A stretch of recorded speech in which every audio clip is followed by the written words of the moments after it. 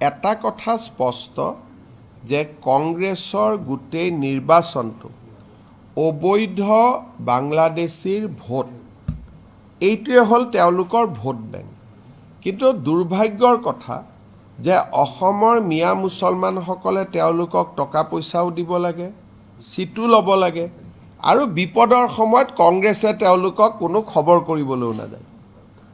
আজি যিমানটা এভিকশ্যন হৈ আছে, ক'ৰবাত গৌৰৱ গগৈক যোৱা আপোনালোকে দেখিছে নেকি? আজি আমাৰ যদি ভোট বেংকত বা আমাক ভাল পোৱা মানুহৰ ঘৰত এভিকশ্যন হ'লহেঁতেন আমিতো গ'লোহেঁতেন। কিন্তু মোৰ সেইকাৰণে কেতিয়াবা মিয়া মুছলমানসকলৰ কাৰণে বেয়াও লাগে যে যাক ভোট দিওঁ তেওঁলোকেও তেওঁলোকক মৰম নকৰে। আজি বিজেপিয়েতো অন্ততঃ আমাক ভোট দিয়া মানুহখিনিক আমি মৰম কৰোঁ। আপোনালোকে চাওক, সদায় এভিকশ্যন হৈ আছে। কোনোবা এভিকশ্যনত গৌৰৱ গগৈক যোৱা দেখিছে নেকি? ঠিক আছে, এভিকশ্যনৰ সময়ত যোৱা নাই, পিছততো 2টা বিস্কুটৰ পেকেট দিব পাৰে। দেখিছে নেকি যোৱা? গতিকে এইটো মিয়া মুছলমানসকলে দুৰ্ভাগ্য এটাই লৈ আহিছে যে যাক ভোট দিম তেওঁ আমাক নাচায়। নহয়, কংগ্ৰেছৰ কথা হ'ল আমাক ভোট লাগে, টকা লাগে। আমাৰ মানুহৰ ওচৰততো কংগ্ৰেছ নাহেই।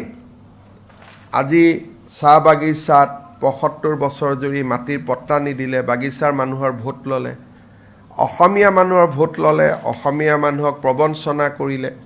এইবাৰ যোৰহাট সমষ্টিৰ মানুহৰ ভোট ল'লে। MP ফাণ্ডত কৰা কামবিলাক আপোনালোকে নিজে এদিন চাব, আপোনালোকে গম পাব যে মানুহক কিমান প্ৰবঞ্চনা কৰিব পাৰে। যোৱাকালি নে পৰহি আপোনালোকে দেখিছে যে বাকচত পৰামৰ্শ ল'লে আৰু পৰামৰ্শবিলাক তাতেই পেলাই থৈ গুচি আহিলে।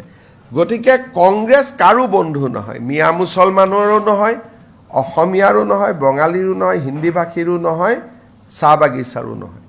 তেওঁলোক খালি নিজৰ কাৰণে আছে। এনেকুৱা ক'ৰবাত নেতা দেখা পাইছে নেকি যাৰ পৰিয়ালৰ 3জনেই ফৰেনাৰ?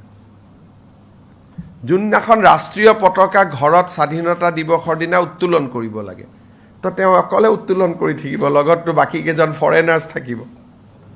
গতিকে এইটো এটা অদ্ভুত পাৰ্টি, এইটো কৈ লাভ নাই।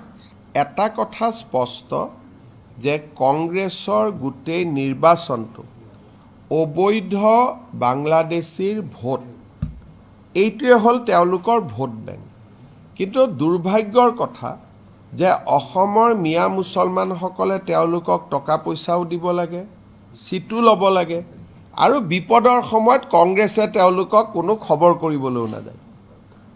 আজি যিমানটা এভিকশ্যন হৈ আছে, ক'ৰবাত গৌৰৱ গগৈক যোৱা আপোনালোকে দেখিছে নেকি? আজি আমাৰ যদি ভোট বেংকত বা আমাক ভাল পোৱা মানুহৰ ঘৰত এভিকশ্যন হ'লহেঁতেন আমিতো গ'লোহেঁতেন। কিন্তু মোৰ সেইকাৰণে কেতিয়াবা মিয়া মুছলমানসকলৰ কাৰণে বেয়াও লাগে যে যাক ভোট দিওঁ তেওঁলোকেও তেওঁলোকক মৰম নকৰে। আজি বিজেপিয়েতো অন্ততঃ আমাক ভোট দিয়া মানুহখিনিক আমি মৰম কৰোঁ। আপোনালোকে চাওক, সদায় এভিকশ্যন হৈ আছে। কোনোবা এভিকশ্যনত গৌৰৱ গগৈক যোৱা দেখিছে নেকি? ঠিক আছে, এভিকশ্যনৰ সময়ত যোৱা নাই, পিছততো 2টা বিস্কুটৰ পেকেট দিব পাৰে। দেখিছে নেকি যোৱা?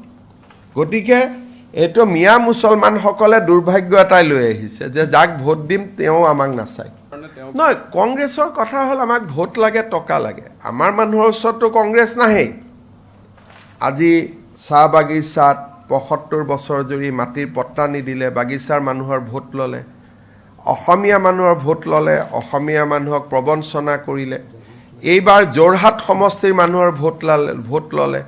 MP ফাণ্ডত কৰা কামবিলাক আপোনালোকে নিজে এদিন চাব, আপোনালোকে গম পাব যে মানুহক কিমান প্ৰবঞ্চনা কৰিব পাৰে।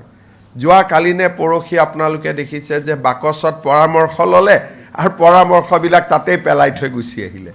গতিকে কংগ্ৰেছ কাৰো বন্ধু নহয়, মিয়া মুছলমানৰো নহয়, অসমীয়াৰো নহয়, বঙালীৰো নহয়, হিন্দী ভাষীৰো নহয়, চাহ বাগিচাৰো নহয়।